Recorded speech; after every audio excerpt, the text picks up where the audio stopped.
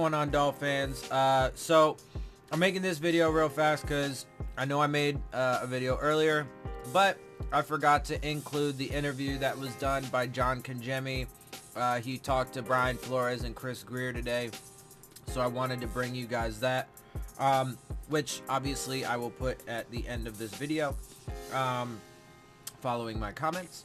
And so just a quick analysis of it. I thought it was fairly milquetoast, honestly. Overall, it was pretty generic, you know. I mean, they said good things. I'm not, you know, whatever.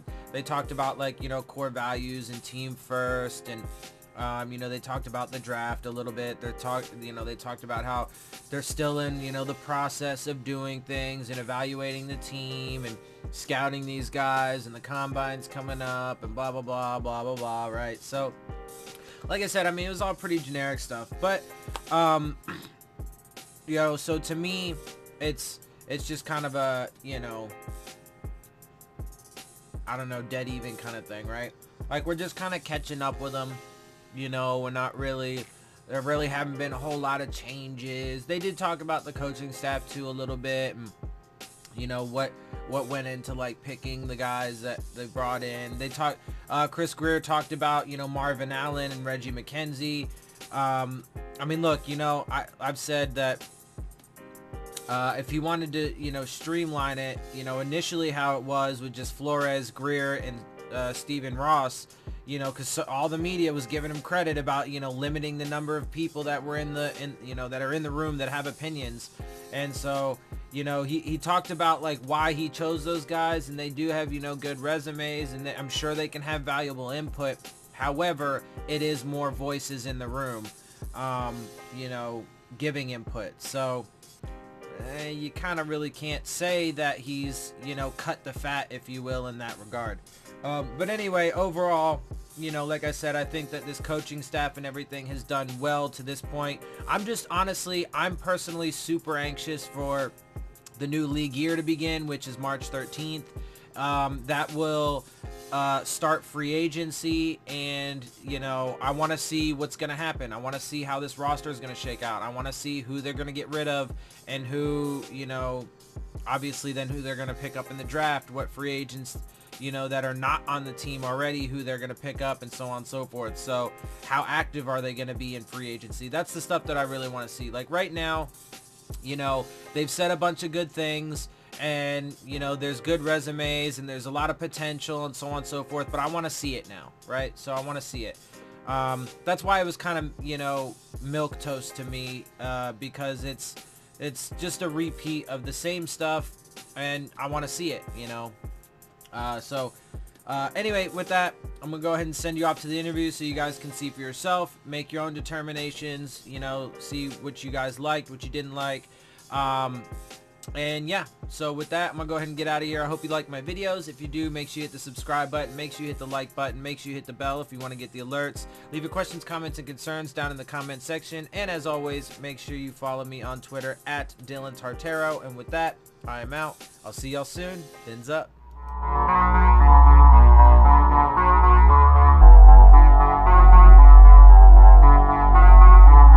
Pleased to be joined by the Miami Dolphins general manager Grier and the head coach of the Miami Dolphins, Brian Flores. And Chris, I'll start with you. A lot of research on this guy about a month ago, getting into the coaching process and coaching search. And what stood out about Brian Flores as a coach, as a person, and what has it been like working with him over the last 3 weeks?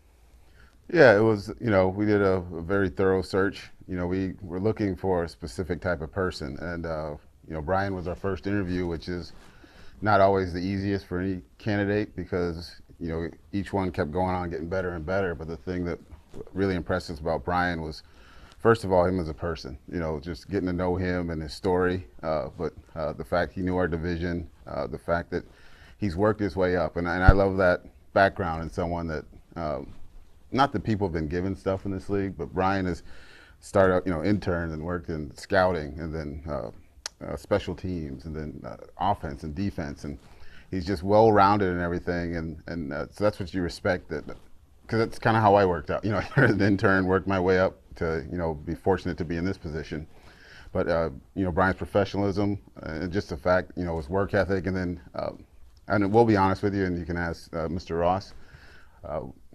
With the 3 interview processes I've been through with Steve, Brian, we could not find anyone to say anything bad about him as a person, as a coach, as a teacher, a mentor to people.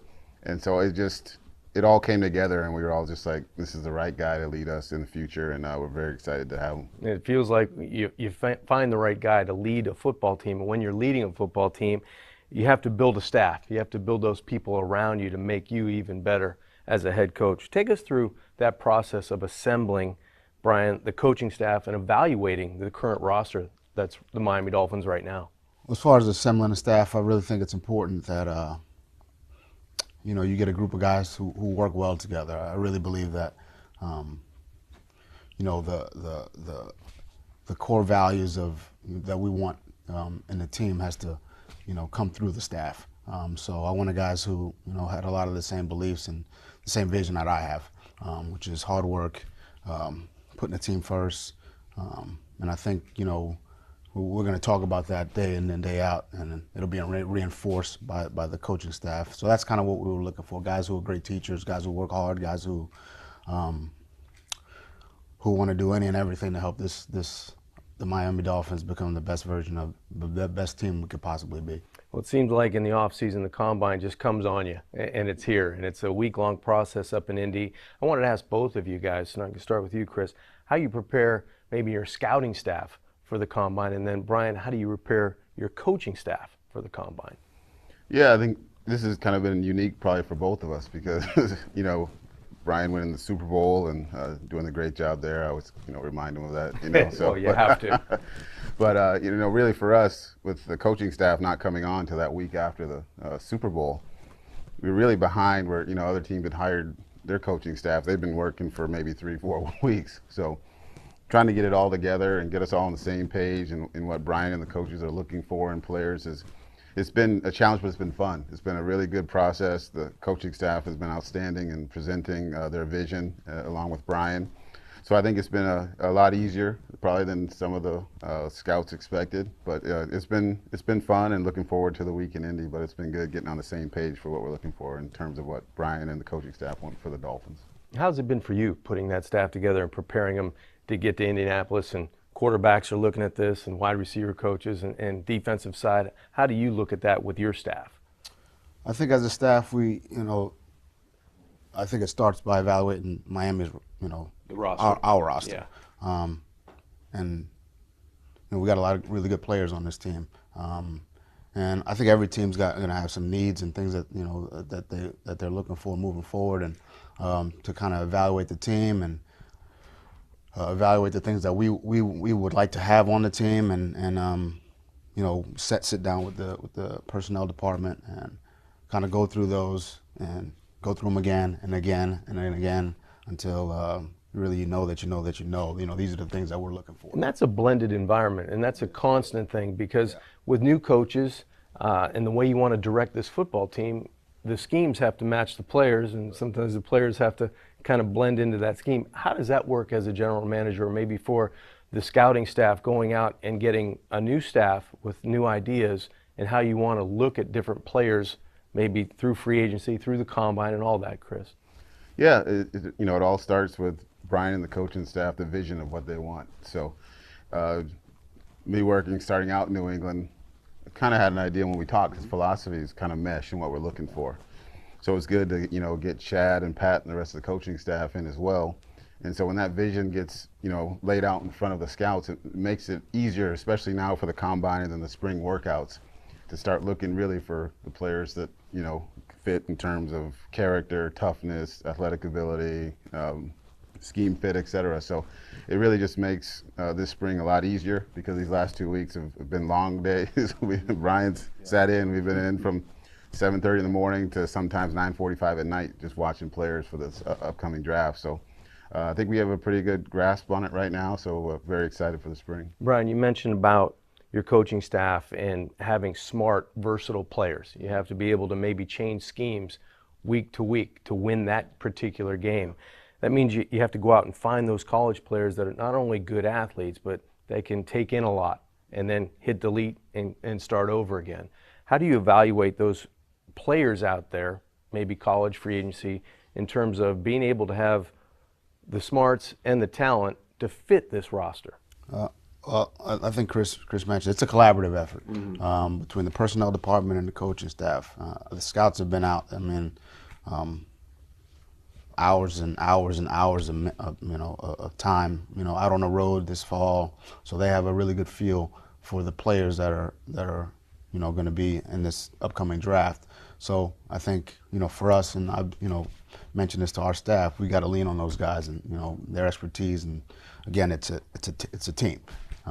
So we work as a team, as a personnel staff, as a coaching staff, really as an organization, to try to get the players, the right players, into the building. And as coaches, we've obviously dealt with players, obviously over each coach's career. But right now at this time, I would say that we need to lean on, the personnel staff, and obviously do our own due diligence and get to know them as we will. And when we get to the combine and meet these players for the first time, and meet them, in the spring workouts and, et cetera. So again, all of it's part of the process. And, right now it's, we really got to lean on Chris and his staff. And we've done that. And I think this last couple of weeks have been exactly that. And you talk about team. Over the last couple of weeks, you've had a chance to study the current roster. What stands out to you, and what excites you about some of the players you might be able to coach, in a month or two?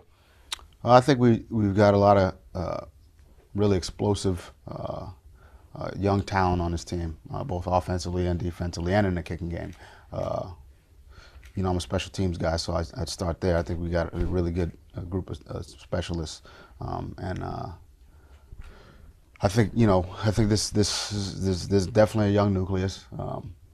Good players, really across the board. I'm excited to work with all of them, and I think moving forward, this is going to be about hard work.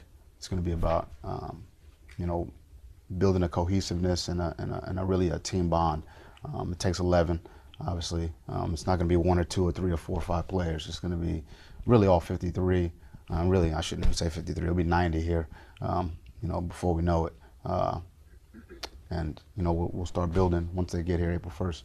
Chris, recently you've added former Raiders GM Reggie McKenzie to the personnel staff. You also named Marvin Allen as assistant GM. What led you to those two guys and those two decisions to bring those guys into the Miami Dolphins?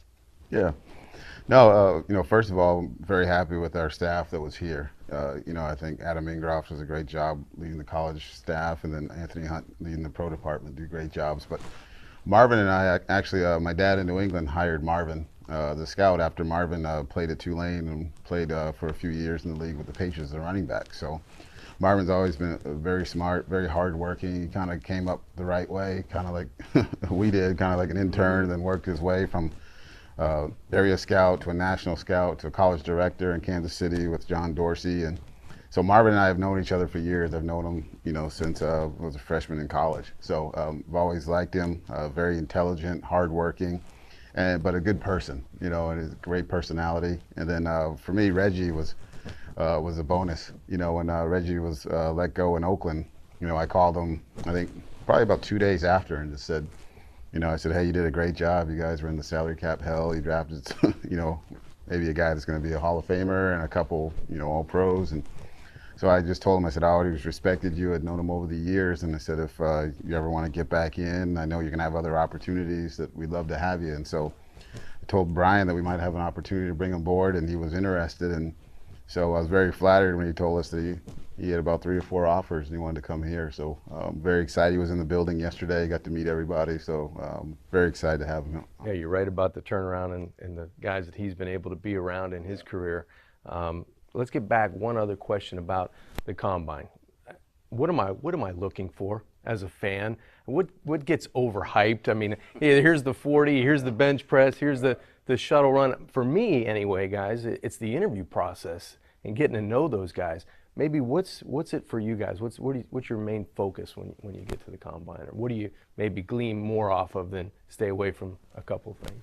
You know, you've heard me say it numerous times. It's the old Parcellism, is that it's the underwear Olympics. Yeah. You know, people fall in love with guys that work out well in shorts and when no one's hitting them coming in. Yeah. You know, and so you fall in love. So for me, I agree. Yeah, the 40 is nice. You know, it brings all the attention. Everyone wants to see it. But I think for me, and not speaking for Brian, it's the interview process. And that's very important for us to make sure we get the right types of person in the organization, and find out their level of maturity, intelligence in terms of football, and just how they interact with people. You know, the hard part today with kids is everyone's on their cell phones and no one knows how to communicate with people. So it's, for me, it's always interesting when players come in and they meet Brian and then, you know, Dan Marino, and, you know, they walk in and as guys don't know Dan Marino, I'm like, I don't know if this guy knows football or, so it's always just like trying to figure out. So I really enjoy the interview process.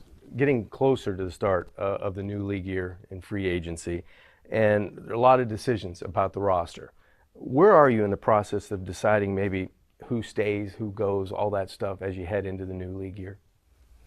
Well, we're still, like you said, full coaching staff has only been in the building for a little more than 2 weeks. Yeah. So I think they have a good handle on the roster right now. They've been, Brian and those guys have been grinding here late at night as well while we're doing the scouting, getting to know the roster. And, you know, we have time here still, so, you know, we have an idea still, but we're not going to rush into anything because that's when you make mistakes. So we're going to make sure we do what's right for the Miami Dolphins and take our time and be thorough, but we'll also be very honest and transparent with any decisions that need to be made in the future. You know, the one thing I get from talking to both of you guys, it's all about the team. It's all about trying to get a win and then figuring out how to try to get another win.